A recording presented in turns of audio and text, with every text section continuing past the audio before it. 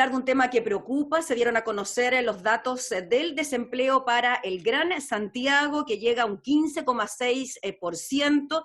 Se trata de la mayor alza en los últimos 35 años. Expertos prevén que la situación podría empeorar. Ya lo ve usted, estamos en contacto con el diputado de la UDI, Patricio Melero, integrante de la Comisión de Trabajo, para hablar de este y otros temas. Diputado, muchas gracias por acompañarnos en esta videollamada.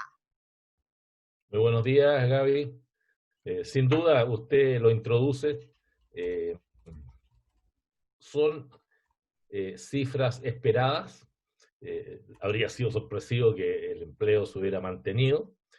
Todos sabemos la caída que está teniendo el producto en general en Chile, la menor inversión, y desde luego el efecto de la cuarentena, que hace que efectivamente la actividad económica en el país esté muy disminuida, y eso tiene un impacto muy directo en la contratación de mano de obra, de manera tal de que es una cifra que nos preocupa, que nos ocupa, que sin duda también hay que contrastarla con el hecho de que ya más de 500.000 chilenos se han acogido al seguro de desempleo, al seguro de cesantía, que fue aprobado por la Cámara de Diputados hace ya un mes y que está sirviendo para que muchas de esas personas que han perdido su empleo puedan mantener el contrato y mantener un ingreso, porque una cosa es estar desempleado sin ingreso y otra cosa es estar desempleado con algún ingreso, ¿no?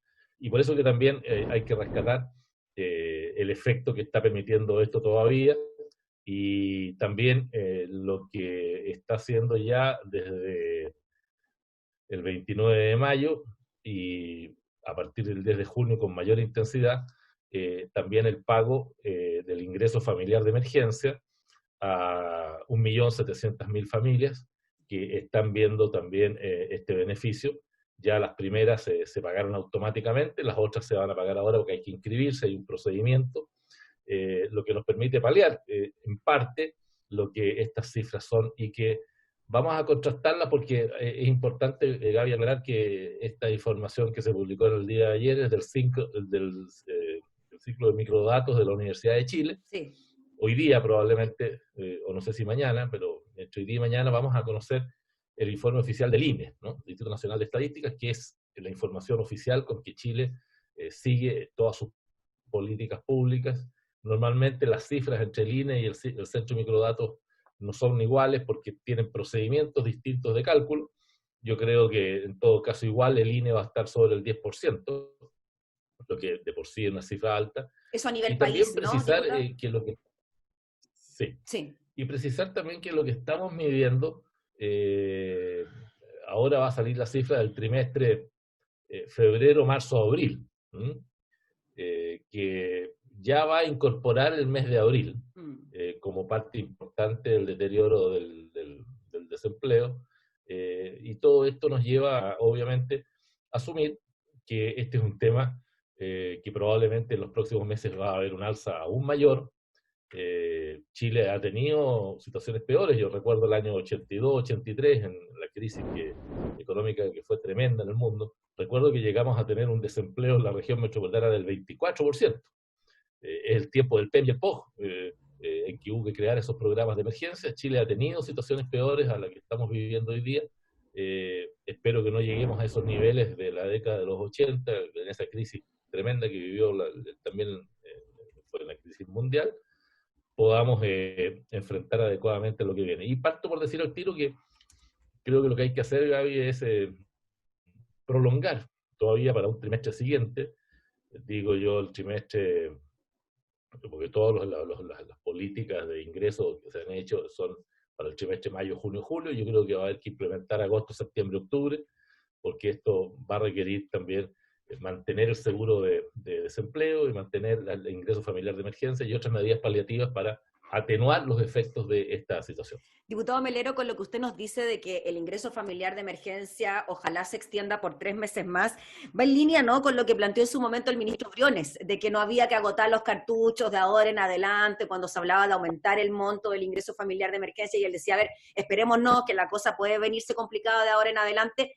Es más o menos eso, ¿no? O sea, si extendemos el ingreso familiar de emergencia por 3 meses más, son más recursos comprometidos, y claro, tienen que alcanzar para todos quienes lo necesiten. Bueno, es muy, muy interesante esa precisión que usted hace, Gaby, porque el concepto de, y esto fue muy discutido en el Parlamento, Mm, porque siempre la oposición decía, bueno, pero esto es insuficiente. Y nunca entendieron que esto es un fondo, que el primer aporte del ingreso familiar de emergencia llegó a 830 millones de dólares, pero el fondo para el ingreso familiar de emergencia es de 2.000 millones de dólares. Y por consiguiente, el concepto que estableció el ministro de Hacienda con razón, y el tiempo le está dando la razón, que era importante guardar recursos para situaciones que vienen más adelante y que probablemente van a ser también peores, ¿no? Recordemos además un hecho adicional, que estamos entrando al trimestre de invierno, Gaby, que estacionalmente siempre es un trimestre en que el desempleo aumenta, porque todos los trabajos de la agricultura, del turismo, del verano propias que generan empleo también se terminan en los meses de invierno. Entonces nos junta la variación estacional de invierno con el efecto COVID-19 que hace que las cifras estén siendo muy altas. De forma tal de que recursos para mantener, prolongar el ingreso familiar de emergencia, y yo creo que hay que prolongarlo en algunas condiciones levemente distintas, que sea permanente y no vaya decreciendo mes a mes. Están los recursos para hacerlo que se mantenga el monto, y digamos.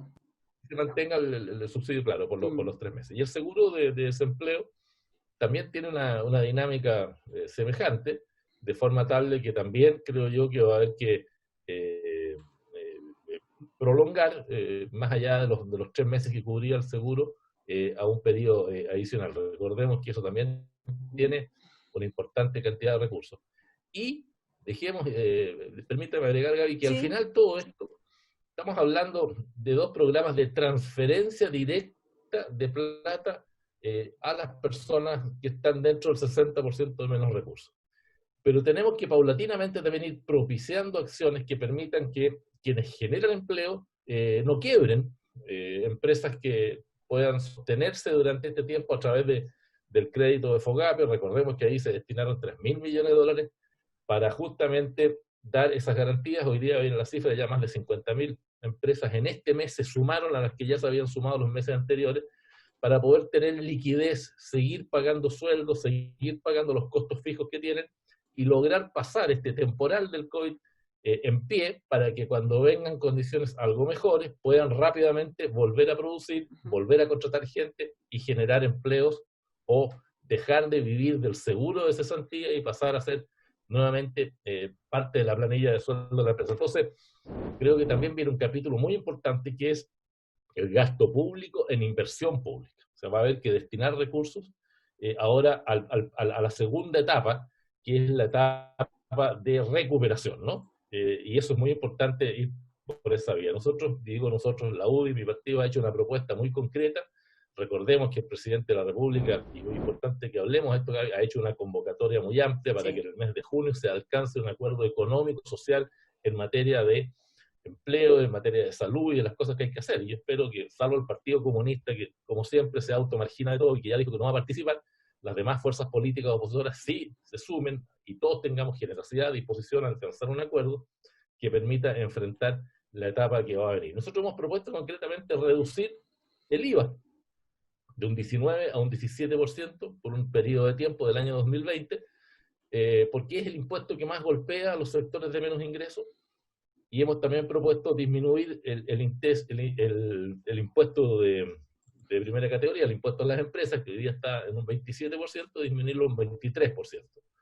De forma tal de que vayamos por el camino también de reducir algunos impuestos que alivien el bolsillo de los sectores de menos recursos, que es el IVA, que es el impuesto que nos grava a todos y que grava más fuertemente a quienes gastan la mayor cantidad de su plata en sobrevivir, en comida y en movilizarse, disminuirlo a 17 puntos y el impuesto también a las empresas, a las utilidades, para que haya mayor disponibilidad a invertir y a crecer. Así que vamos a tener que tomar medidas audaces también para momentos difíciles, ¿no? Diputado Melero, para ir cerrando, le quería preguntar por nuestra condición o nuestra capacidad de endeudamiento en caso de que la cosa empeore aún más. Se lo pregunto por el caso de Argentina, que incluso entró en default, y ellos iniciaron muy prontamente la cuarentena, y también su capacidad de endeudamiento ya casi no existe. ¿Qué pasa con nosotros bajo ese escenario? Gaby, yo creo que lo que estamos viviendo hoy día en Chile es posible gracias a décadas de políticas públicas de responsabilidad fiscal y de ahorro que nos están permitiendo enfrentar esto. Otro gallo cantaría en Chile si hubiéramos sido irresponsables como fue Argentina u otros países que se gastaron todo, que viven permanentemente en default, porque Argentina no es primera vez que cae en default, que es no tener capacidad de pagar las deudas. Chile, afortunadamente, tenía 20.000 millones de dólares en los fondos soberanos, habíamos ahorrado plata, habíamos sido responsables fiscalmente. Recordemos que en Chile, gente a veces se olvida, desde la década del 90 tenemos una ley de responsabilidad fiscal que obliga a los gobiernos a tener un superávit estructural de más del 1%, de no más del 1%, y que obliga a gastar lo que puede y no lo que quiere, ¿no? Y gracias a esa ley de responsabilidad fiscal, al ahorro fiscal de todos los gobiernos, de la concertación, de la nueva mayoría, de Piñera 1 y Bachelet 2, hoy día podemos sostener esta crisis con recursos para poder abordarla. Y obviamente yo creo que hay que resaltar eso, porque el tan vilipendiado modelo neoliberal y todas las críticas al modelo que la izquierda normalmente hace se han caído hoy día frente a un país que ha demostrado fortalezas para enfrentar tanto desde el sector público como privado esta crisis que viene. Así que yo creo que nuestra capacidad de endeudamiento está bien al límite, Gaby. Nuestro déficit está hoy día en un 8% del Producto Interno Bruto, eso son más de 24.000 millones de dólares de déficit, ¿eh? Nuestra capacidad de endeudamiento es grande, nuestros fondos soberanos están en 12.000 millones de dólares de 20.000, y a diciembre van a estar en 9.000 millones de dólares.